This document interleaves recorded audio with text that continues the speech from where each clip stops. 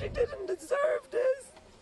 And I just can't, I don't understand it all. A mother heartbroken, questioning everything after losing her daughter to gun violence. Karen O'Brien did not want her face on TV. She hasn't slept since Friday. That's when a call came in that her 17-year-old daughter, Shantasia, had been shot.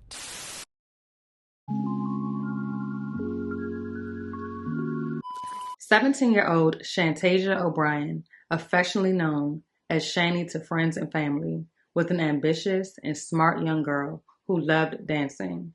Since elementary school, she was a straight-A student who never got into trouble. When she was 15 years old, her passion for dancing was sidelined when she had to undergo hip surgery, but she managed to push through and was able to return to dancing the moment she healed. Shantasia attended Queens High School of Teaching, where she played softball and became captain during her first year on the team.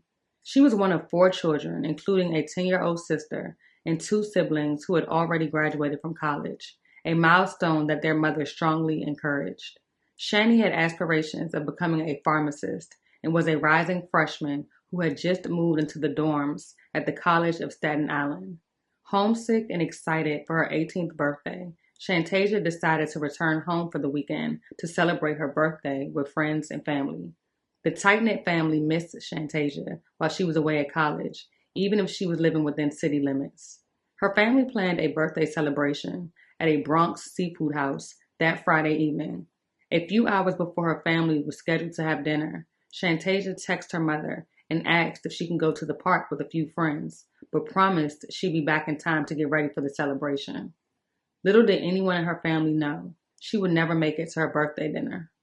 Around 5 p.m. on September 2nd, Shantasia's mother received a phone call from her cell phone. Instead of hearing her daughter's voice on the other end of the line, she heard the voice of a male. What she heard next would change her and her family's lives forever. That's when a call came in that her 17-year-old daughter, Shantasia, had been shot. This is our first time away from the family. First time. And no one had a clue it would be her last time. Sadly, Shantasia was rushed to Jamaica Hospital via EMS, where she was pronounced dead just before 6 p.m.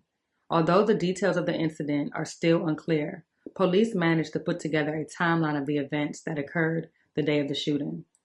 After Shantasia texted her mother asking if she could hang out with a friend before heading to dinner that evening, she was picked up around 2:40 p.m. by her boyfriend, whom her mother had no clue she even had. Shantasia had just begun dating a boy in a bordering Queens neighborhood, another reason she was looking forward to going home for the weekend. Once inside of the vehicle, she also spotted her boyfriend's 15-year-old brother in the back seat. The trio made their way to 136th Avenue near Brookville Boulevard in Laurelton. The boyfriend's brother was fooling around with a gun, and then it went off around 5 p.m., piercing the back of the passenger seat Shantasia was sitting in. After firing the shot, the 15-year-old got out of the vehicle, tossed the gun, and got back inside. A call was made to Shantasia's mother about 15 minutes later from her unknown boyfriend, who simply stated, "Shantasia's been shot," and then hung up.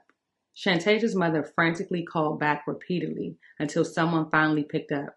This time, it was a woman's voice, a police officer who responded to the shooting scene outside a house on the residential street. Medics rushed Shantasia to Jamaica Hospital, but she could not be saved. Authorities indicated that Shantasia may have been unaware that the gun was inside of the vehicle. On Sunday, Shantasia's family gathered at the home she grew up in, where instead of holding a barbecue or celebration, they are now planning a funeral.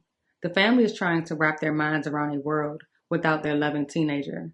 Her mother says she has regrets picking her up Thursday to bring her home.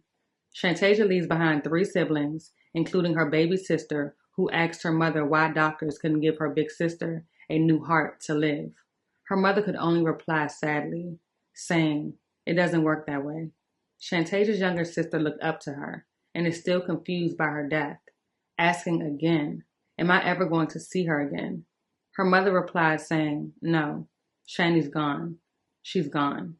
She was just being an innocent teenager, she didn't even live to see her 18th birthday. Her birthday was the next day. O'Brien says Shani was a rising freshman who had just moved into the dorms at the College of Staten Island. Shani was home for the weekend and was hanging out with friends last Friday when O'Brien received an unexpected phone call. I blame myself because I feel like I should have told her not to go. If you guys are just hanging out or going to the park, why you needed a gun? If you guys are good boys and there's nothing going on with you guys, why you needed a gun? I don't know how I'm going to go through. I don't know how we're going to pick the pieces up. I don't know. It's like everything just stopped. Police took 2 people into custody for questioning and ultimately charged the younger brother with manslaughter, weapon possession, and tampering with physical evidence. His name was not released by police because he's a juvenile.